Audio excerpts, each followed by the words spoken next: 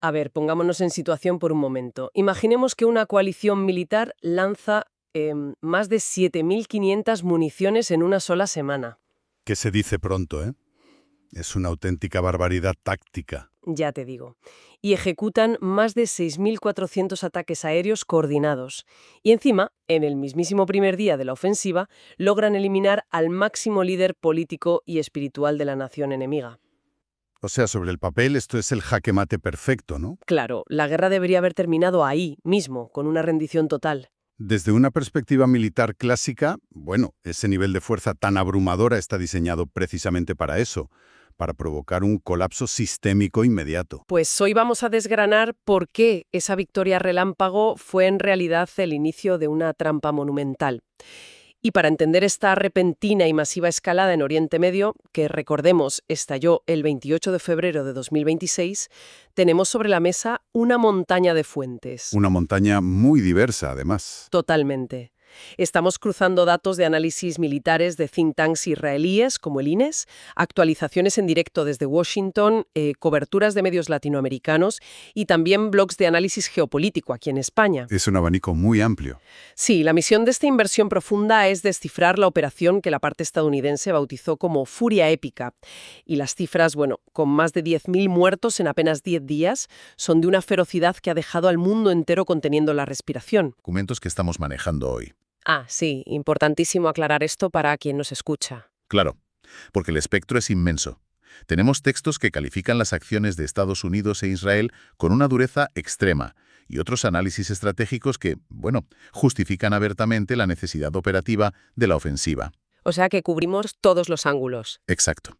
Y nuestro trabajo aquí no es juzgar la moralidad de los bandos ni tomar partido. Vamos a analizar la arquitectura de este conflicto, por qué se toman ciertas decisiones, qué buscan las distintas partes y cómo todo esto está reconfigurando el tablero global a una velocidad de vértigo. Y a ver, para la gente que nos oye mientras va al trabajo o hace la compra, esto no es solo estrategia militar lejana. Hablamos de por qué la gasolina está subiendo, por qué se cancelan vuelos y cómo un conflicto regional podría literalmente reescribir el equilibrio económico mundial.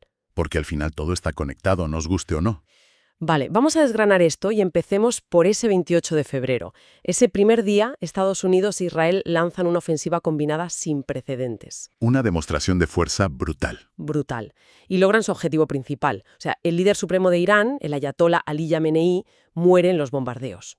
Según los documentos del think tank INSS, la estrategia de Washington era buscar una rendición incondicional. Buscaban forzar un cambio de régimen rápido. Eso es, imaginaban un escenario similar al que han intentado en lugares como Venezuela, establecer un liderazgo alternativo que fuera más afín a sus intereses. La lógica operativa era muy clara para ellos. Creían que la estructura de poder iraní era tan dependiente de su figura central que, al eliminarla, todo el aparato estatal se desmoronaría por su propio peso. Claro, es como si en una partida de ajedrez logras derribar al rey en el primer movimiento y asumes que has ganado. Totalmente. Pero tu oponente, en lugar de rendirse, corona instantáneamente a un peón y sigue jugando con muchísima más agresividad. Esa es una analogía fantástica, de verdad, para entender lo que el internacionalista Camilo González denomina en nuestros documentos la trampa de la narrativa. La trampa de la narrativa. A ver, cuéntame más sobre esto. Pues resulta que Washington y Tel Aviv se creyeron su propia narrativa, la idea de que el sistema político iraní era de papel, un castillo de naipes. Sin embargo, olvidaron mirar la arquitectura real de sus instituciones. Que es mucho más robusta de lo que parece, ¿no? Exacto. Tras el bombardeo, no hubo pánico institucional. La Asamblea de Expertos iraní, que, bueno, para dar contexto, es un consejo de clérigos encargado específicamente de elegir o destituir al líder supremo, pues se reunió de urgencia bajo las bombas. Madre mía, bajo las bombas. Sí, sí. Y con una rapidez pasmosa, y por consenso además, nombraron al hijo del líder fallecido, Mojtaba Khamenei, como sucesor. Y lejos de rendirse, claro, la sociedad y el liderazgo se atrincheran. Las imágenes que describen las fuentes son impactantes.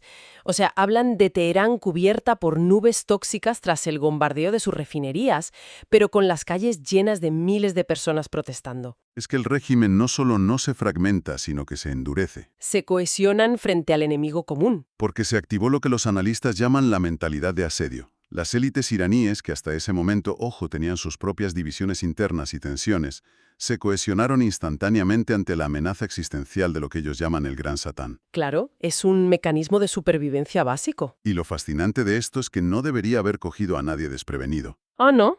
¿Por qué? Porque los propios informes de inteligencia estadounidenses clasificados, que por cierto se filtraron en la documentación que revisamos, ya advertían de que Irán lleva décadas diseñando mecanismos de continuidad gubernamental y de seguridad. O sea, que sabían que esto podía pasar. Sí, estaban preparados para sobrevivir exactamente a este tipo de bombardeo masivo. O sea que el golpe de gracia falló estrepitosamente.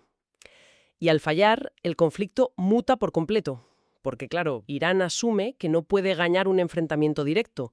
Las fuentes señalan que Israel tiene un control casi total del espacio aéreo iraní. Es un dominio absoluto del cielo. Entonces, si no puedes luchar en el cielo de tu país, cambias las reglas del juego. Y aquí es donde la estrategia iraní da un giro que, francamente, descoloca a todo el mundo. Deciden internacionalizar el coste del conflicto. Empiezan a atacar infraestructuras vitales en toda la región. Hablamos de una expansión asimétrica muy, muy agresiva. Y tan agresiva. Fíjate en la lista de objetivos. Sí, atacan una planta desalinizadora clave en Bahrein, atacan el aeropuerto internacional de Dubái, paralizando por completo los vuelos, Un caos total. golpean instalaciones en Emiratos Árabes Unidos, Kuwait, Arabia Saudí, Qatar. Están machacando día y noche dos de las mayores potencias militares del planeta. ¿Qué sentido estratégico tiene tirarle misiles a todos tus vecinos de golpe? O sea, sobre el papel parece un suicidio táctico. Es abrir frentes por todas partes sin ninguna necesidad aparente. Es una duda muy, muy legítima.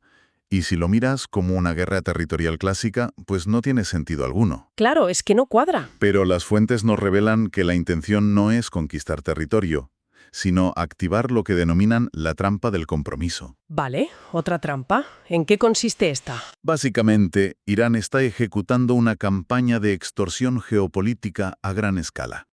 Al atacar las infraestructuras civiles y económicas de los aliados árabes de Estados Unidos, Teherán está enviando un mensaje clarísimo a esos países. Algo así como, si nosotros caemos, vosotros también. Exactamente.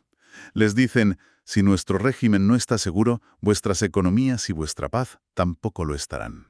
Buscan presionar a estos gobiernos para que, presos del pánico económico, exijan públicamente a Washington que detenga los bombardeos. Ah, claro, están obligando a Estados Unidos a estirar sus fuerzas por todo el mapa para proteger a sus socios. Y no solo estirar sus fuerzas, sino vaciar sus arcas, porque la guerra asimétrica es una ruina económica para el que se defiende. Ya, los misiles interceptores no son baratos precisamente. Cada dron iraní de bajo coste que se lanza hacia Dubái o Riad obliga a las fuerzas estadounidenses o aliadas a disparar interceptores que cuestan millones de euros cada uno.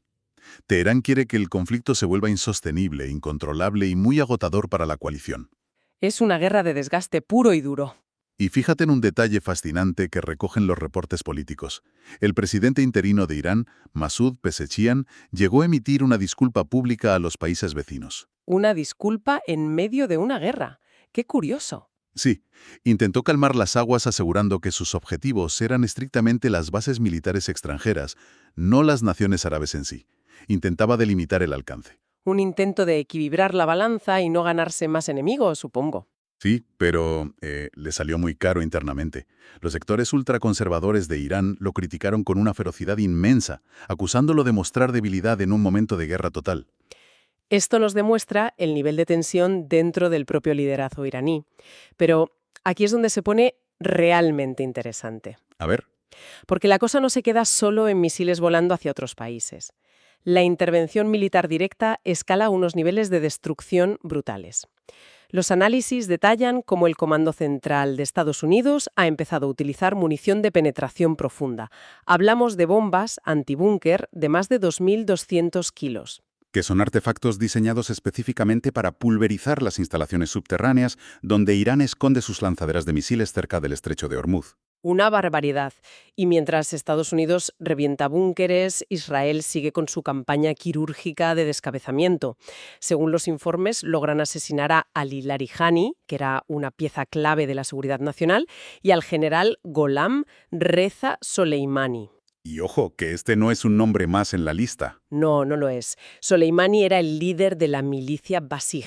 Y para entender esto, la Basij es básicamente la fuerza de choque paramilitar que el régimen utiliza para reprimir cualquier disidencia interna o protesta en las calles. Exacto. La intención detrás de ese asesinato específico es paralizar la capacidad del régimen iraní para mantener el orden interno. Claro, le quitan el escudo al gobierno frente a su propio pueblo. Eso es. Si eliminas al jefe de los represores, facilitas que las calles se levanten y colapsen el gobierno desde dentro. Es una jugada de desestabilización pura. Pero claro, al intentar desmantelar esa red, la onda expansiva está arrasando con todo a su paso. Las fuentes documentan un daño colateral que, sinceramente, marea. Las cifras civiles son devastadoras. Sí, en el Líbano, la campaña para neutralizar a la milicia de Hezbolá ha dejado más de 900 muertos y ha provocado 500.000 de desplazados. 500.000 es una crisis humanitaria instantánea. Y luego está el suceso que acapara las portadas internacionales, el bombardeo de una escuela de niñas en el sur de Irán. Un evento que ha generado una inmensa controversia diplomática. Y con razón. Estamos hablando de casi 180 muertos, en su mayoría menores de edad.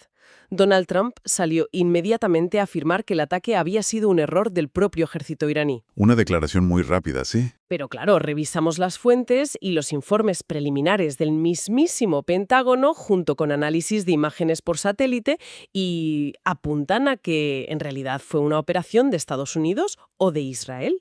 Hay una discrepancia enorme ahí.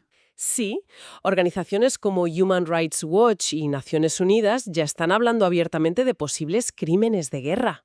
Y por si todo esto fuera poco, hay filtraciones que indican que asesores militares estadounidenses en la ciudad de Erbil, en Irak, estarían incitando activamente a la población kurda iraní a iniciar una rebelión armada.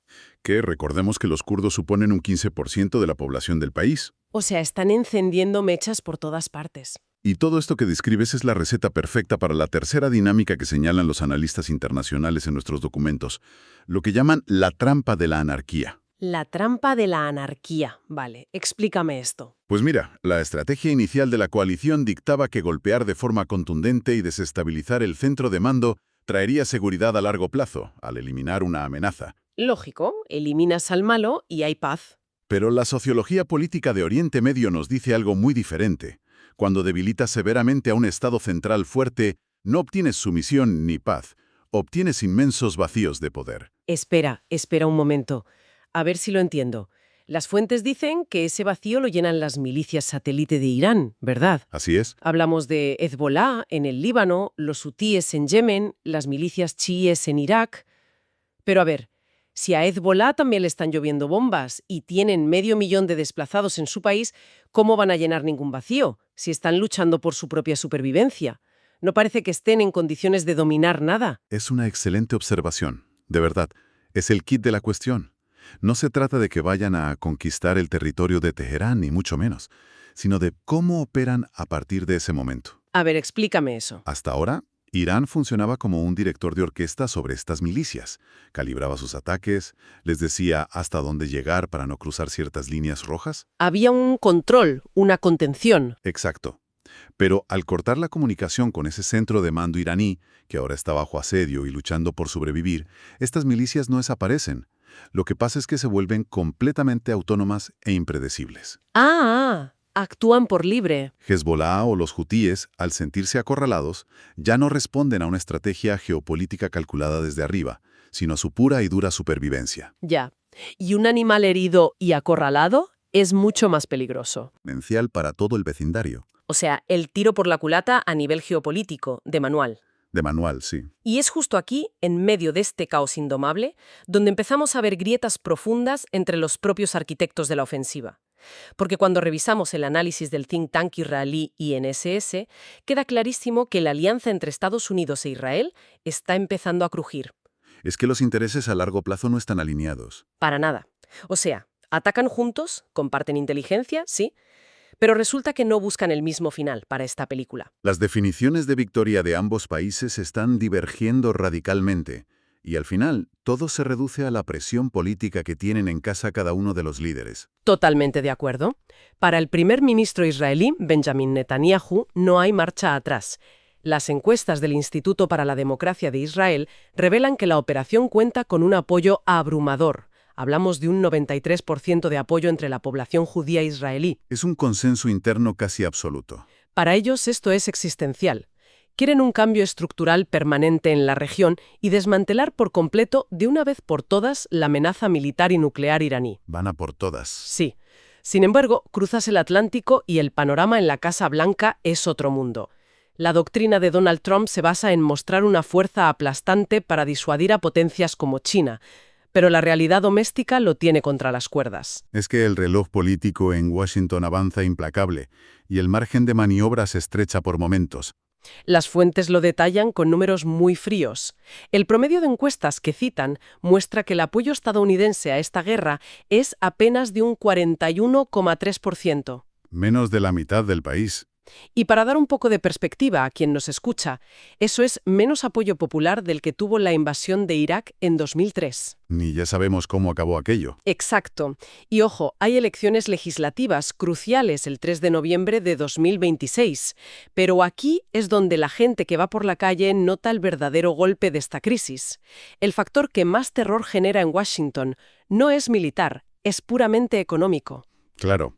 El mercado del petróleo es, en última instancia, el gran juez de esta guerra. Fíjate en el impacto diario. El precio de la gasolina en Estados Unidos y en Europa se está disparando a niveles loquísimos. El barril de crudo Brent superó rápidamente la barrera de los 90 euros. Es una escalada de precios insostenible para el ciudadano medio. Y la onda expansiva llega a industrias enteras. Veíamos en los reportes europeos cómo la aerolínea SAS se vio obligada a cancelar más de 1.000 vuelos programados para el mes de abril. Más de 1.000 vuelos. ¡Qué barbaridad! ¿Y por qué? Pues simplemente porque el precio del combustible para aviones se duplicó en 10 días. Todo esto bajo la amenaza latente de que Irán cumpla su promesa de bloquear el estrecho de Hormuz. Que es el cuello de botella por donde, recordemos, el 20% del petróleo del mundo. Imagínate el colapso si eso se cierra de verdad. Y ese pánico económico es el que explica, yo creo, una de las decisiones más reveladoras de toda la documentación que hemos visto. ¿Te refieres a la pausa? Sí, cuando Trump anunció una pausa de 5 días en los ataques contra la infraestructura energética iraní, él lo justificó diciendo que era tras unas conversaciones productivas. Ya, conversaciones productivas, claro. Pero lo que realmente nos enseña esa pausa, si conectamos esto con el panorama general, es el poder de la economía global. El mercado dictó ese alto al fuego táctico. No los diplomáticos, sino el mercado. Eso es. Estados Unidos se asomaba al abismo de una inflación descontrolada, pérdida masiva de empleo y un colapso bursátil justo antes de unas elecciones, así que la estrategia inevitablemente se bifurca. Caminos separados. Mientras Israel está dispuesto a soportar cualquier coste, el que sea, para aniquilar la amenaza iraní de raíz, Estados Unidos empieza a conformarse con un objetivo mucho más modesto. Quieren salvar los muebles, básicamente. Quieren debilitar al régimen lo justo para poder declarar la victoria, contener la situación y, sobre todo, salvar su propia economía antes de las elecciones. Bueno, empezamos analizando una operación militar que nos vendían como una victoria rápida y limpia, impulsada por un poder aéreo imparable. Pero al rascar la superficie de estas fuentes, vemos que la realidad es un laberinto absoluto. Un laberinto lleno de trampas, como hemos visto. Tenemos una región entera ardiendo porque el coste de la guerra se ha exportado a los vecinos. Y tenemos unos mercados globales que, al final, son los que deciden cuándo se apagan los motores de los cazas de combate. Es un baño de realidad. Entonces, ¿qué significa todo esto? Pues significa que estamos ante un conflicto donde la palabra victoria no significa lo mismo para nadie. Para Tel Aviv es supervivencia estructural, para Washington es control de daños económicos e imagen política. Y para Teherán, bueno, la victoria simplemente es amanecer al día siguiente y seguir en el poder. Y mientras estas tres capitales intentan imponer su propia versión de la victoria, hay una corriente subterránea en los análisis que invita a mirar mucho más allá del horizonte inmediato. A ver, cuéntanos. Mucho se habla del miedo a la que se cierre el estrecho de Hormuz, ¿no? Y del colapso energético que eso provocaría mañana mismo. Es el gran temor, sí. Pero pensemos en esto a largo plazo. Surge una pregunta fascinante. Si este nivel insostenible de inestabilidad y violencia obliga finalmente a la economía mundial a adaptarse a la fuerza, ¿Adaptarse en qué sentido? me refiero a acelerar drásticamente su independencia del petróleo del Golfo Pérsico, simplemente para sobrevivir a esta guerra y a las futuras. ¿No podría esta crisis terminar arrebatándole a Oriente Medio su mayor herramienta de extorsión geopolítica para siempre? ¡Ostras! Es que, si el mundo deja de depender de ese petróleo por pura supervivencia, la región pierde su gran baza. Es una paradoja histórica digna de reflexión. ¡Madre mía! Una perspectiva brutal para dejar resonando en la cabeza. Una guerra por el control regional que podría terminar, irónicamente, devaluando la propia región ante el resto del mundo. Totalmente. Bueno, con esto cerramos nuestra inversión profunda de hoy. Ha sido un recorrido muy intenso por la anatomía de un conflicto que no solo derriba edificios, sino que está reescribiendo la economía mundial y las reglas de la guerra en tiempo real. Ha sido un placer analizarlo. Gracias a la audiencia por acompañarnos en este laberinto. Seguiremos leyendo, seguiremos cruzando fuentes y sobre todo os invitamos a mantener intacta esa curiosidad vital por entender los engranajes ocultos que mueven nuestro mundo. Hasta la próxima.